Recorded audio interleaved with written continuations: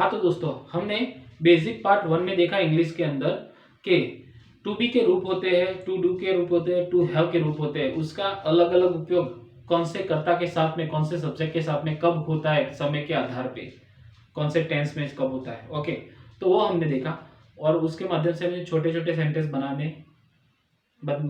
के लिए कैसे उपयोग किए जाते हैं वो हमने देखा। तो यहाँ पे अब हम देखेंगे बेसिक पार्ट 2 में कि बेसिक पार्ट 2 में सिंगुलर टेबल और प्लूरल टेबल, इंग्लिश के जो दो टेबल है, जो सिंगुलर टेबल और प्लूरल टेबल, उसका उपयोग इंग्लिश में सेंटेंस बनाने के लिए और सेंटेंस बोलने के लिए कब करते हैं और कैसा उपयोग होता है उसका। ओके, तो ये सिंगुलर टेबल और प्लूरल टेबल में आपको ज्यादा कंफ्यूजन नहीं होना। आपको सिर्फ इतना याद रखना है, जब हम कोई एक व्यक्ति के बारे में बात कर रहे हैं, एक व्यक्ति कोई भी हो सकता है, ही हो सकता है, शी हो सकता है, इट भी हो सकता है, यू भी हो सकता है और आई भी हो सकता है। तो जब हम कोई एक व्यक्ति के बारे में बात करते हैं तो सिंगुलर टेबल यूज करना है, और जब हम एक से ज्यादा व्यक्ति के बारे में बात करते हैं तो हमें प्लूरल टेबल यूज करना है। एक से ज्यादा व्यक्ति कौन हो सकता है? वी हो सकता है, यू हो सकता है और दे भी हो सकता है। ओके, तो ज्यादा कंफ्यूजन नहीं होना है आपको सिर्फ इतना याद रखना है, एक वचन यानी एक व्यक्ति के बारे में बात करना है, एक व्यक्ति के बारे में सेंटेंस लिखना है या बोलना है, और प्लूरल टेबल यानी एक से ज्यादा व्यक्ति के बारे में बात करना है या एक से ज्यादा व्यक्ति के बारे में वाक्य लिखना है या बोलना है।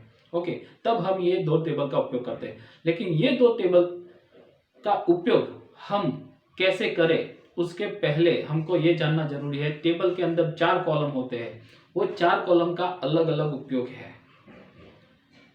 वो 4 कॉलम का अलग अलग उपयोग है। ये टेबल, दोनों टेबल के अंदर सेम कॉलम है, वो सेम कॉलम है लेकिन उसका अलग अलग उपयोग है चारों कॉलम का। तो यहाँ पे हम देखेंगे वो 4 कॉलम है, उसकी प्रॉपर डेफिनेशन क्या है, उसकी व्याख्या क्या है, वो टेबल के अंदर जो कॉलम दिए गए हैं, वो टेबल के अंदर जो कॉलम दिए गए उसका उपयोग कैसे करना है वो हमको पहले जानना जरूरी है। वो जानेंगे उसके बाद हम सेंटेंस कैसे बनाते हैं वो जानेंगे। ओके, तो पहले कॉलम समझ लेते हैं, उसके बाद हम सेंटेंस बनाएंगे। यहाँ पे देखिए, पहले केसेस ऑफ प्रोनाउंस यानी उसका मीनिंग होता है सर्वनाम विभक्ति। सिंगुलर टेबल, एक वचन टेबल, यानी एक वचन कोई एक व्यक्ति के बारे में बात करते हैं तब हम ये टेबल के माध्यम से सेंटेंस बनाते हैं और सेंटेंस बोलते हैं और लिखते हैं। ओके, तो यहाँ पे देखिए ये जो 4 कॉलम है, पहला है नॉमिनेटिव केस ऑफ प्रोनाउन, और दूसरा है ऑब्जेक्टिव केस ऑफ प्रोनाउन, और तीसरा है पॉजेसिव केस ऑफ प्रोनाउन, और चौथा है reflexive case of pronoun. Nominative को हम पर्सनल प्रोनाउन भी बोल सकते हैं, उसका मीनिंग है कर्ता विभक्ति सर्वनाम। नॉमिनेटिव या तो उसको बोल सकते हैं पर्सनल प्रोनाउन, तो उसका मीनिंग होता है हिंदी में कर्ता विभक्ति सर्वनाम, और ऑब्जेक्टिव उसका हिंदी मीनिंग होता है कर्म विभक्ति सर्वनाम, और पॉजेसिव केस ऑफ प्रोनाउन उसका हिंदी मीनिंग होता है संबंधक विभक्ति सर्वनाम, और रिफ्लेक्सिव केस ऑफ प्रोनाउन उसका हिंदी मीनिंग होता है सवाचक विभक्ति सर्वनाम। ओके, तो ये जो 4 कॉलम है, ये चारों कॉलम की डेफिनेशन मैंने यहां पे लिखी है। देखो, पहली डेफिनेशन नॉमिनेटिव पर्सनल प्रोनाउन की है, दूसरी डेफिनेशन ऑब्जेक्टिव प्रोनाउन की है, और तीसरी डेफिनेशन पॉजेसिव, और चौथी डेफिनेशन रिफ्लेक्सिव मैंने लिखी है। तो यहाँ पे आपको पहले ये व्याख्या आपको समझ लेनी है। ये चारों कॉलम का अलग अलग उपयोग है, वाक्य बनाने के लिए, वाक्य लिखने के लिए और वाक्य बोलने के लिए। तो पहले आप ये जान लीजिए कि ये कॉलम का उपयोग कब करते हैं।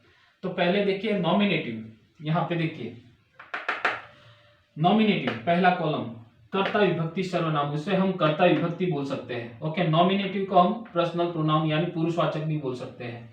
ओके, तो उसकी डेफिनेशन क्या है, जो यहाँ पे देखिए पहले मैंने हेडिंग दिया है पर्पस यानी मुख्य हेतु, उद्देश्य, गुजराती में हम मुख्य उद्देश्य उसको बोलते हैं और हिंदी में मुख्य हेतु बोलते हैं। तो ये जो लेक्चर है ये मैंने बनाया है हिंदी मीडियम और गुजराती मीडियम के दोनों मीडियम के स्टूडेंट के लिए बनाया है। तो मैंने यहाँ पे कुछ हिंदी लिखा है और गुजराती से उसके साथ में गुजराती भी लिखा है, तो आप समझ लीजिए यहाँ पे। तो पहला डेफिनेशन नॉमिनेटिव यानी पर्सनल प्रोनाउन यानी उसको बोलते हैं कर्ता विभक्ति सर्वनाम।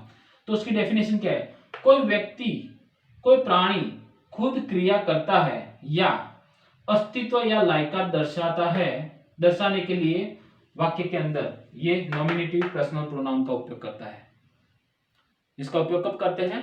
कोई व्यक्ति, कोई प्राणी खुद क्रिया करता है या अस्तित्व या लायकात दर्शाता है तो वो नॉमिनेटिव या पर्सनल प्रोनाउन का उपयोग करता है। ये जो कॉलम है इसके बारे में हमने बात की। ओके, तो अब हम देखेंगे ऑब्जेक्टिव कर्म विभक्ति सर्वनाम। ऑब्जेक्टिव की डेफिनेशन क्या है? तो यहाँ पे देखिए, ऑब्जेक्टिव यानी कर्म विभक्ति सर्वनाम। तो कोई भी क्रिया की व्यवहार की असर प्रतिक्रिया किसी व्यक्ति या प्राणी के ऊपर दर्शाने के लिए करते हैं। कब करता है? ऑब्जेक्टिव केस ऑफ प्रोनाउन का उपयोग कब करता है? यानी कर्म विभक्ति का सर्वनाम का उपयोग हम कब करते हैं?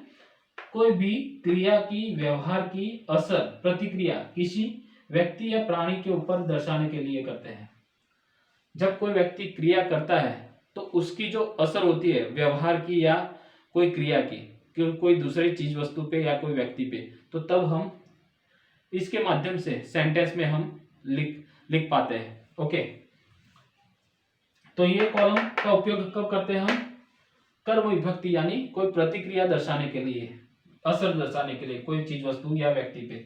अब हम आते हैं तीसरे column, possessive case of pronoun यानी संबंधक विभक्ति सर्वनाम। तो यहाँ पे देखिए, पजेसिव यानी मालिकी, पजेसिव यानी मालिकी। तो यहाँ पे देखिए डेफिनेशन उसकी क्या है?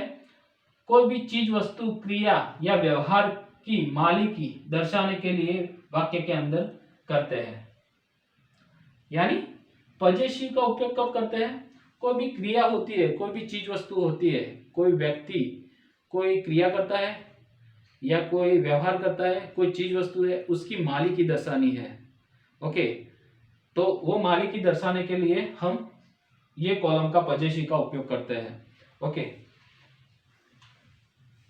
अभी सिर्फ आप जान लीजिए उसकी डेफिनेशन, बाद में आपको क्या करना है, हम जब मैंने ये जो सेंटेंस बनाए हैं उसको आपको समझने हैं। मैं जब समझाऊंगा तो आप समझ जाओगे कि ये डेफिनेशन क्या कहना चाहती है।